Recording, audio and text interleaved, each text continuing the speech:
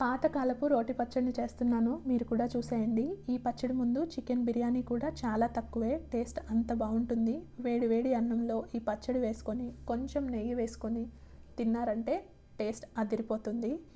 దీనికోసం 100 to 120 grams చింతపండు తీసుకొని అది ఒకసారి వాష్ చేసి మళ్ళీ నీళ్లు పోసి నానబెట్టేసేయండి. ఇప్పుడు స్టవ్ మీద ఒక పాన్ పెట్టేసి 2 టేబుల్ స్పూన్ ఆయిల్ వేసి అది వేడెక్కిన తర్వాత 4 టేబుల్ స్పూన్ ధనియాలు, 2 టేబుల్ స్పూన్ జీలకర్ర, 1 టేబుల్ స్పూన్ మెంతులు వేసి స్టవ్ సిమ్లో అడ్జస్ట్ చేసుకొని 2 to 3 మినిట్స్ పాటు వేయించి అవి తీసి పక్కన పెట్టేసేయాలి.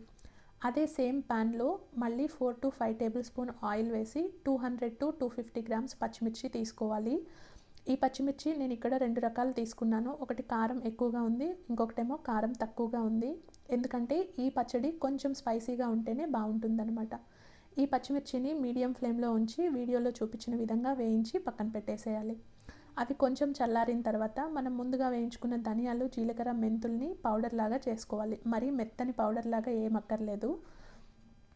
కచ్చాపచ్చగా దంచుకున్న తర్వాత వేయించుకున్న పచ్చిమిర్చి, నానబెట్టి ఉంచుకున్న చింతపండు, అందులో 1/2 స్పూన్ పసుపు, 2 to 3 టీ స్పూన్స్ సాల్ట్ కూడా వేసేసి మొత్తం దంచుకోవాలన్నమాట.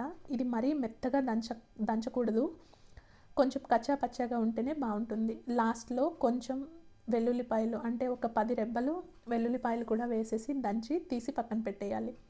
ఇప్పుడు తాలింపు పెట్టుకోవాలి. తాలింపు కోసం 3 to 4 టేబుల్ స్పూన్ ఆయిల్ వేసేసి అందులో ఎండుమిర్చి, కొంచెం మినపప్పు, జీలకర్ర, ఆవాలు వేసి అవి బాగా వేగిన తర్వాత కొంచెం కరివేపాకు, ఇంగువ వేసేసి తాలింపు పెట్టేసుకోవడమే. ఆ తర్వాత ఈ దంచుకున్న పచ్చడిని వేసుకొని అంతా కలుపుకున్నారు. ఈ పచ్చడి రెసిపీ మీకు నచ్చినట్టయితే నా ఛానల్ని సబ్స్క్రైబ్ చేసి, లైక్ చేసి, షేర్